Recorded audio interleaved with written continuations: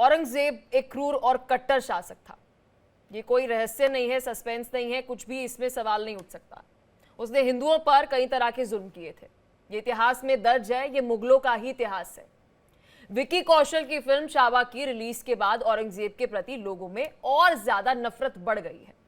लेकिन समाजवादी पार्टी के नेता अबू आजमी ने औरंगजेब को महान शासक बता दिया, जिसको लेकर महाराष्ट्र की राजनीति में उबाल आ गया है। अबू आजमी ने विधानसभा में कहा कि औरंगजेब महान प्रशासक थे और उसने कई हिंदू मंदिर भी बनवाए। उसके वक्त में भारत सोने की चिड़िया भी थी। अबू आजमी के बयान पर मराठा संगठन भड़क उठे हैं। शिवसेना प्रमुख और डिप्टी सीएम एकनाथ शिंदे ने अबू आजमी पर बड़ा पलटवार किया। शिंदे ने कहा कि अबू आजमी के खिलाफ देशद्रोह का केस दर्ज होना चाहिए, उन्हें जनता से माफी मांगनी चाहिए। शिवसेना यूबीटी नेता आदित्य ठाकरे ने भी आजमी पर करारा प्रहार किया। आदित्य ठाकरे ने अबू आजमी की गिरफ्तारी की मांग उठाई है। पहले आप ये रिपोर्ट देखिए, फिर विस्तार से इस मुद्दे पर करेंगे चर्चा। सब गलत हिस्ट्री दिखाई जा रही है। औरंगजेब रहमतुल्लाह अलैह ने बहुत सारी मंदिरें बनवाई हैं। औरंगजेब क्रूर शासक नहीं बिल्कुल नहीं, बिल्कुल क्रूर शासन नहीं बनता।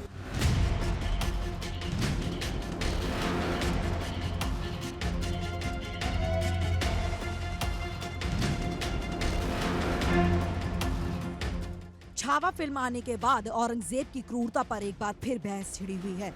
जिस तरह से औरंगजेब ने छत्रपति संभाजी को यातनाएं दी, उस पर सोशल मीडिया पर भी खूब चर्चा गर्म है।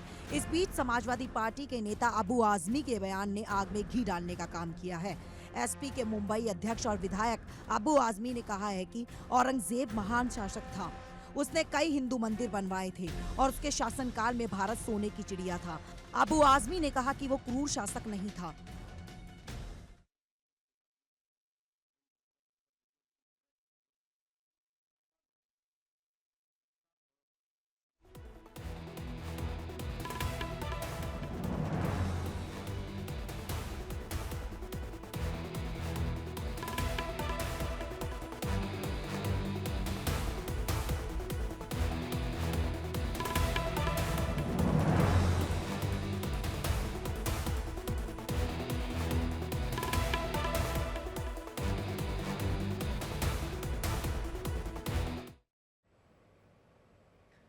तो अभी अबू आजमी के बयान पर सियासत गर्म हो गई है। औरंगजेब को लेकर देखिए, एकनाथ शिंदे का भी बयान सामने आया और आदित्य ठाकरे का भी बयान सामने आया।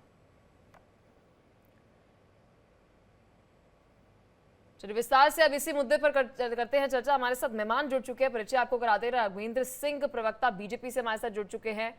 रिटायर्ड कर्नल शरद शरण प्रवक्ता समाजवादी पार्टी से हमारे साथ जुड़ चुके हैं। साथ ही प्रोफेसर कपिल कुमार हमारे साथ हिस्टोरियन है। डॉक्टर प्रवेश कुमार प्रवक्ता वीएचपी से हमारे साथ जुड़ चुके हैं। बहुत शुक्रिया आप चारों का अपना कीमती समय देने के लिए।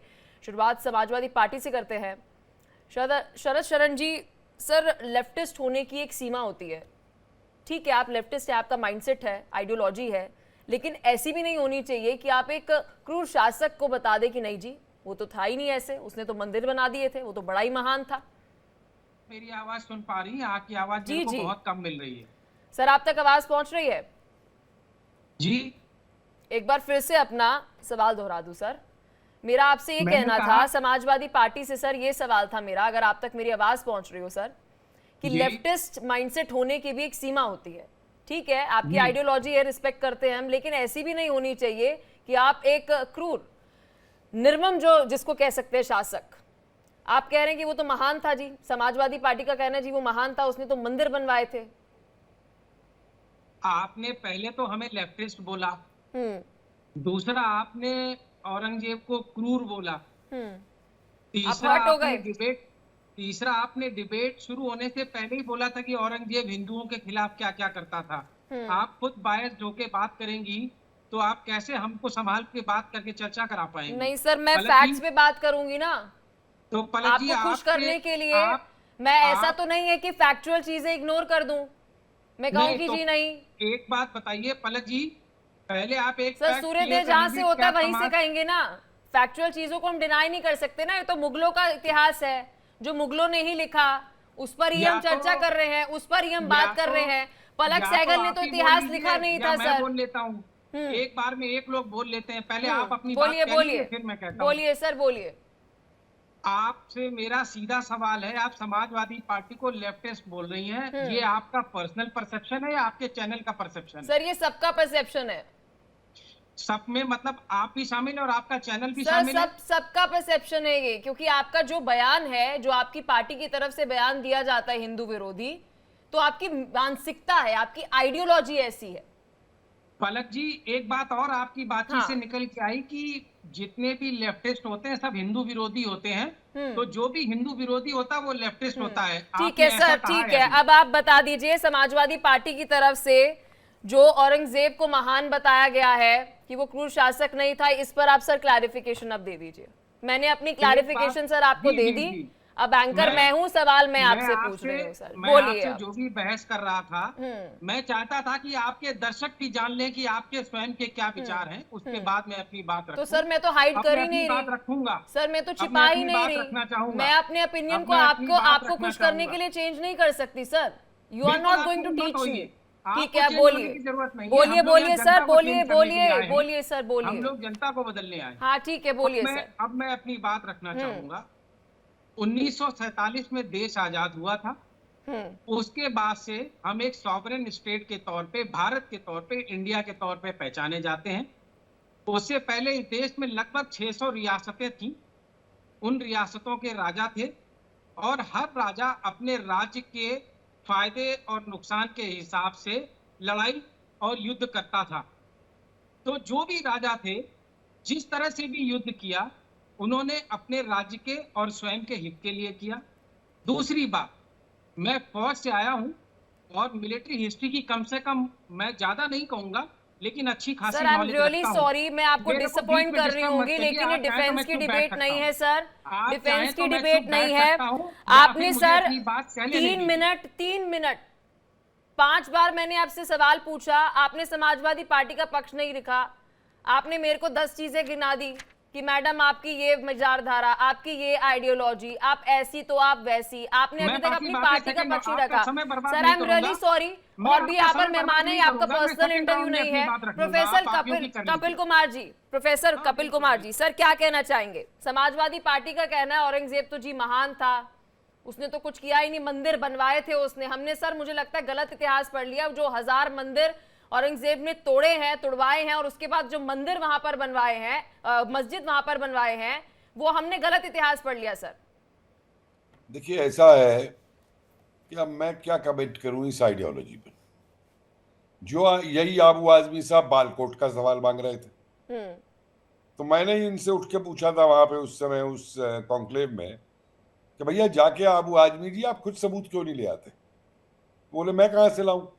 मैं कहा ऊपर चले जाइए, और कितनी हूरें उनकी सेवाएं कर रही हैं उससे 72 से उसको भाग दे दीजिएगा तो आपको पता चल जाएगा कि कितने ऊपर गए बालकोट के अंदर।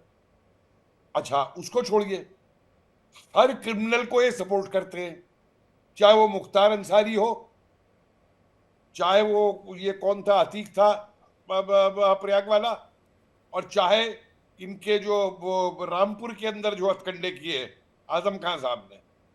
तो इसलिए मैं इनसे इनकी इस बहस में पड़ना नहीं चाहता, समझे? क्योंकि इनको तो ये चीज करनी है। औरंगजेब अत्याचारी नहीं था, औरंगजेब ठीक है।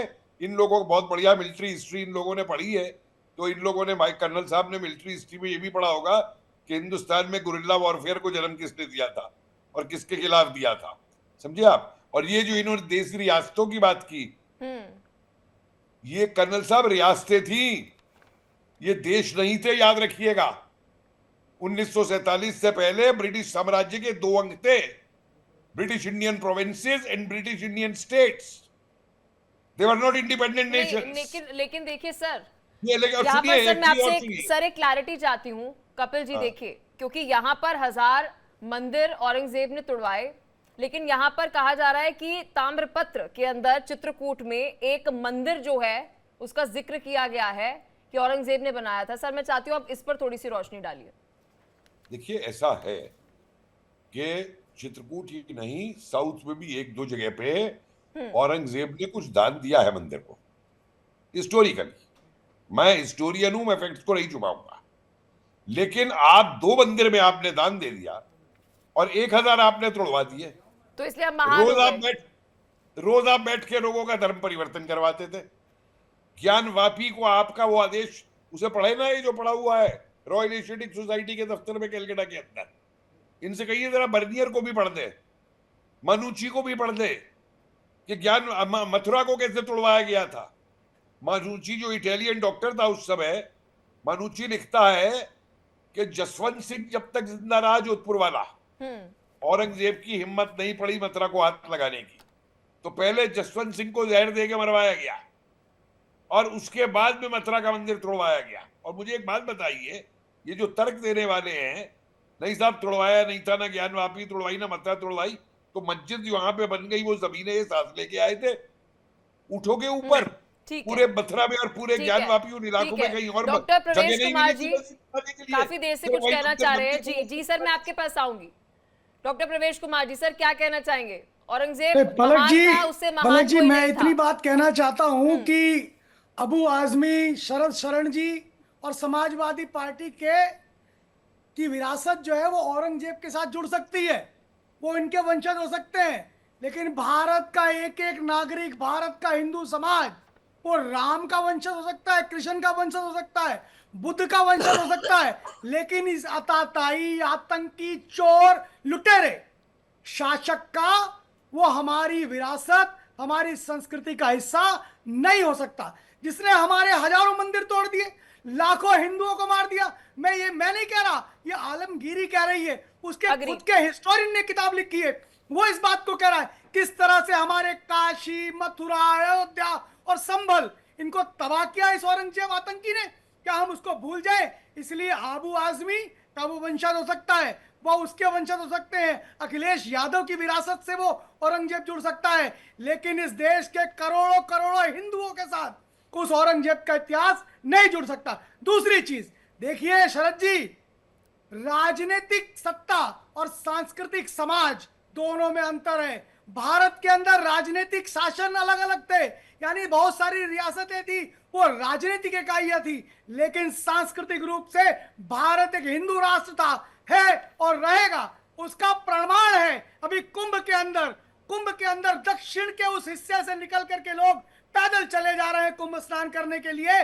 वो उत्तर का व्यक्ति, वो नॉर्थ ईस्ट का व्यक्ति, वो कहां से लोग आ रहे हैं और आकर स्नान कर रहे हैं। ये एकता है, ये सांस्कृतिक एकता है, जिसको आप जैसे देशद्रोही मैं कहता हूं वो समाप्त नहीं कर पाएंगे। इसलिए औरंगजेब हमारे इतिहास का हिस्सा। डॉक्टर प्रवेश जी, मैं आपके पास आऊंगी। राघवेंद्र सिंह जी, काफी कह सकते हैं सर आपकी पेशेंस रही कि आपने सबकी बात सुनी। सर आपसे जानना चाहूंगी, देखिए ये साकी मुस्तैद खान दरबार के लेखक थे, मुगलों का ये इतिहास है, और यहाँ पर आलमगीरी में जैसे सर ने जिक्र किया उसमें ही ये बात लिखी है कि देखिए औरंगजेब ने मंदिर तोड़े। सर मैं आपसे समझना चाहूंगी कि वो महान कैसे हो गया, और अगर इस पर हम समाजवादी पार्टी को बोल देते कि जब आप अपनी इस तरह के बयान देते हैं तो हम कहने को मजबूर हो जाते हैं कि आपकी लेफ्टिस्ट मेंटालिटी है, आइडियोलॉजी है, तो वो ऑफेंड हो जाते हैं। जी एंकर जी, आपने ऐसे कैसे बोल दिया? जी राघवेंद्र जी। देखिए पलक जी, ये वास्तविकता है। मुस्लिम तुष्टीकरण का काम हमारे देश में कांग्रेस लेकर के आई है। कांग्रेस के बाद ये 4 कदम आगे समाजवादी पार्टी निकल आई। विभिन्न राज्यों में इस प्रकार की सरकारें रही। मुझे याद है आजादी के बाद से लेकर के 10 साल तक जो आपके बिहार में जो नालंदा विश्वविद्यालय था, वहां पर एक स्टेशन था, उस स्टेशन का नाम नालंदा स्टेशन था। उसके बाद कांग्रेस ने तुष्टीकरण के चलते बख्तियार खिलजी के नाम पर इसने नालंदा विश्वविद्यालय तोड़ने का काम किया था, उस स्टेशन का नाम रखा गया था। कल्पना करिए कितने खतरनाक ये लोग हैं। आप दिल्ली में देख लीजिए, Aurangzeb road, Babur road, Taimur road, Ghori road पूरा देश जानता है, जबकि इनके साहित्य में लिखा हुआ है कि हम लोगों ने मंदिरें तोड़ी, हिंदू महिलाओं के साथ बलात्कार किया, हिंदू महिलाओं के मीना बाजार लगाया, हिंदू महिलाओं को जबरदस्ती धर्मांतरण किया, हिंदुओं के साथ जबरदस्ती धर्म परिवर्तन हम लोग कराते थे, इतने टन जनेऊ हम लोग रोज जला करके भोजन करते थे। इस प्रकार के जो इस्लामिक साहित्य में लिखा भरा पड़ा है। आप देखिए, आपके बनारस का काशी विश्वनाथ मंदिर, उसकी पश्चिमी दीवार चिल्ला चिल्ला के कहती है मस्जिद की कि हम मंदिर थे, पश्चिमी दीवार साफ दिखाई पड़ती है। और औरंगजेब ने अपनी कहीं किस पुस्तक में लिखा हुआ है कि मैंने ये जानबूझकर दीवार छुड़वाई थी कि हिंदू लोग हमेशा अपमानित अपने आप को महसूस करते रहे कि देखिए 3 दीवारें मस्जिद की है, 1 दीवार मंदिर की है। वो मंदिर की दीवार चिल्ला चिल्ला के कहती है। और क्या कहें अखिलेश यादव का, क्या कहें अबू आजमी का। अबू आजमी सरीखा व्यक्ति कह रहा है औरंगजेब ने मंदिर बनवाया। कौन सा मंदिर बनवाया भैया?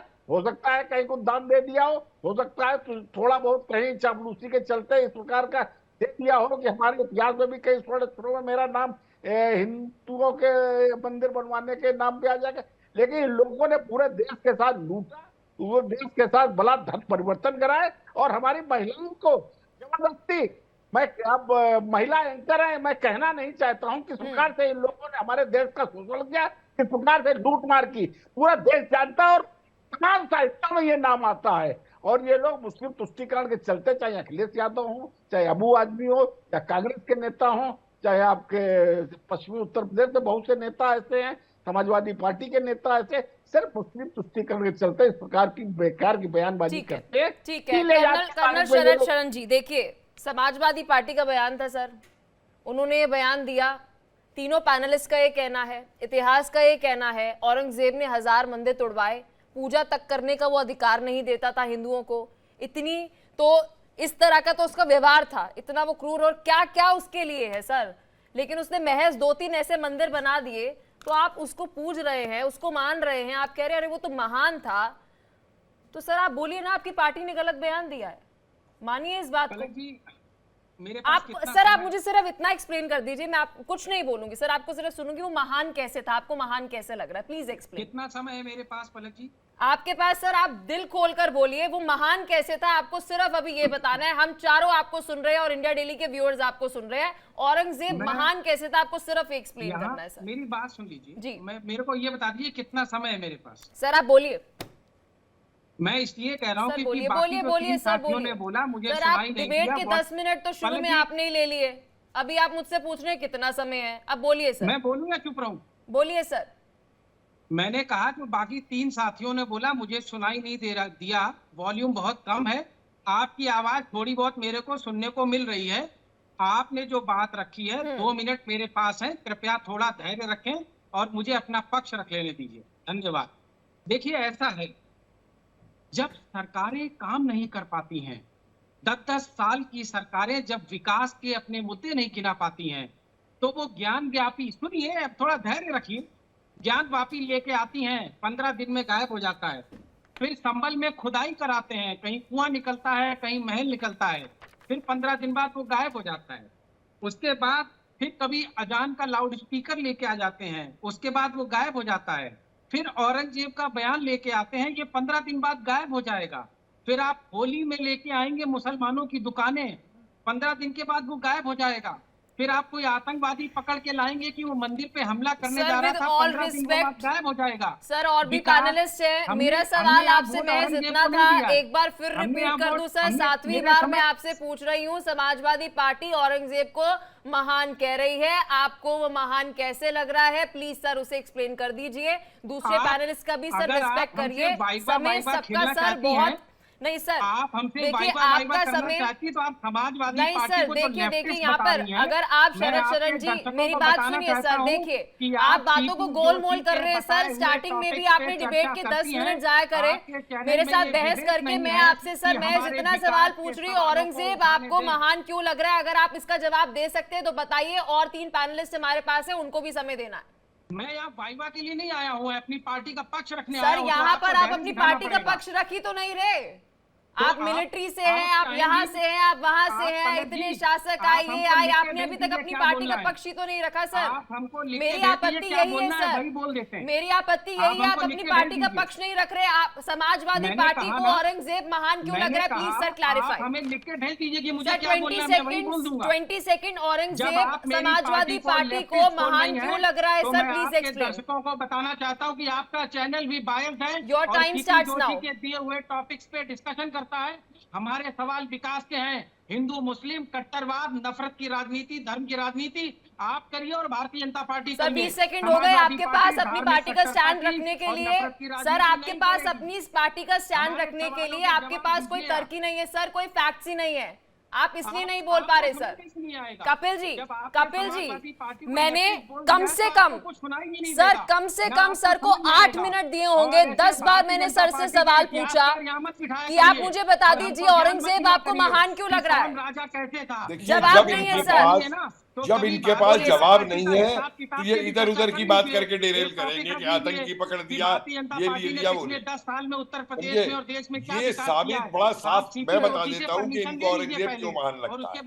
इनको औरंगजेब इसलिए महान लगता है कि आज भी जो लोग औरंगजेब का ठीकरा अपने सिर पे उड़ के चलते हैं और औरंगजेब का अपने को वारिस मानते हैं, तो इनको ये लगता है कि औरंगजेब को महान बताने से इनको औरंगजेब वालों की वोट मिल जाएगी, इसलिए इनको महान लगता है। और कोई बात नहीं है जो इनको औरंगजेब मान लगे किसी भी लेवल में। मैं तो सर पूछ रही हूँ, इसमें बोलने की हिम्मत नहीं है। पूछ रही हूँ, शायद हमें थोड़ा दुरुस्त कर दें, एनलाइटन कर दें यहाँ पर कि अगर इन्हें औरंगजेब महान लग रहा है और हम चारों को और हमारी हिंदुस्तान में इतने सारे जो लोग हैं आबादी, उनको महान क्यों नहीं लग रहा।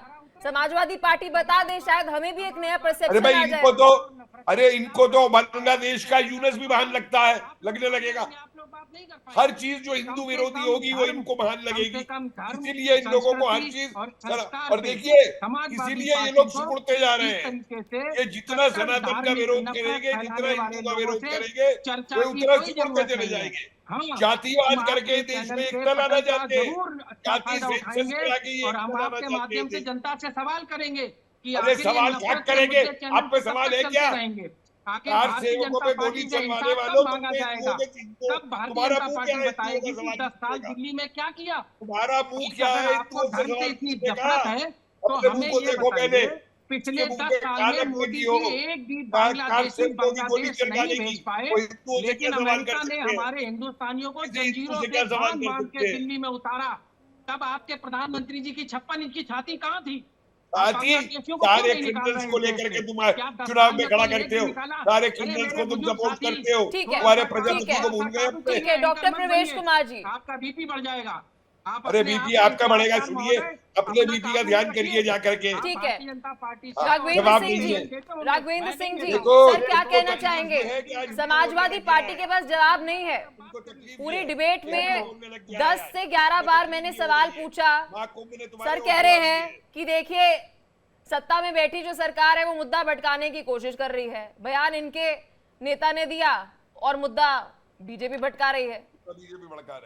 बोलिए सर। जी देखिए, भारतीय जनता पार्टी उत्तर प्रदेश का देश का चतुर्मुखी विकास कर रही है। हमारे पास ऐसे ऐसे राज्य या भारतीय जनता पार्टी 7 बार चुनाव जीत करके आई है। उत्तर प्रदेश में हमारा दूसरी बार सरकार चल रही है, केंद्र में हमारी तीसरी बार सरकार चल रही है। अरे विकास की चर्चा होती मानवर 7 तारीख को विकास की मैं इतनी बातें गिना देता कि आप ये आधा घंटे का जो डिबेट हुआ है ये छोटा पड़ जाता है।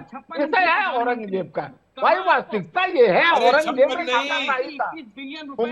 विदेश से यहाँ पर क्या मंदिर बनवाने आए थे? 112 इंच के हम लोग हैं, बोलिए मंदिर बनवाने आए थे क्या? 112 इंच के लोग हम जिस लोग, तरीके से मुस्लिम तुष्टि का अभी तक सफाई क्यों नहीं दे रहे भाजपा वाले? तुष्टि का आप चिंता मत करिए, सफाया आपका होने जा रहा है। अरे आज की तारीख में क्या गति आपकी होगी? ऐसा तो गिनवा दो आज की तारीख में क्या गति होगी? कितने बांग्लादेशी अरे आप किसे बांग्लादेश भेजे हैं? अरे ठीक है शरण जी, आप तो ऐसे ऑफेंड हो रहे हैं जैसे आपने पता नहीं समाजवादी पार्टी का पक्ष रख दिया हो। आधे घंटे आपको समय दिया, आप कम से कम एक लाइन नहीं बोल पाए कि औरंगजेब महान क्यों है। सर ये है समाजवादी पार्टी की आइडियोलॉजी और प्रवक्ता के पास जवाब। चलिए सर, समय हमें इतनी इजाजत दे पा रहा है। औरंगजेब पर आपने अपना पक्ष रखा, बहुत शुक्रिया सर आपका, और बहुत शुक्रिया बाकी सभी मेहमानों को अपना कीमती समय देने के लिए। तो देखिए समाजवादी पार्टी को एक बार आत्मचिंतन करने की जरूरत है कि औरंगजेब महान क्यों है, हम तो नहीं समझ पा रहे, इसलिए ही प्रवक्ता जी को बुलाया था कि हमें समझा दे, लेकिन वह समझा नहीं पाए। यहाँ रुक रहे एक छोटे से ब्रेक के लिए, जल्द हो रहे हैं हाजिर देश और दुनिया की खबरों से अपडेटेड रहने के लिए लॉग ऑन कीजिए www.theindianavy.com पर।